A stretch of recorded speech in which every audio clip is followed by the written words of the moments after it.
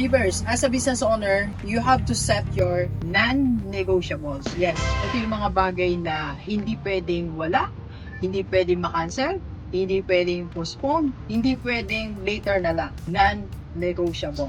So, for example, exercise mo every morning. Non-negotiable mo dapat yan. Like sa akin po, hindi pwedeng walang exercise, rockstar.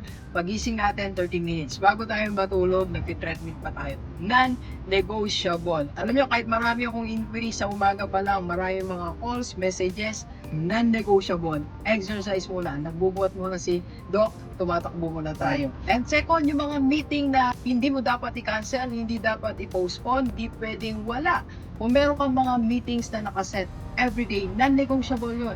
Kailangan makausap mo muna ang yung department head, kailangan makausap mo muna yung team leader bago mag-start ng day. Non-negotiable. You should maintain that. Okay? So, as a business owner, dapat nakalista at least 5, 10. These are my non-negotiables para guided ka kung ano ang hindi mo ita-cancel at i-postpone. Okay? Let's go. Kape po tayo.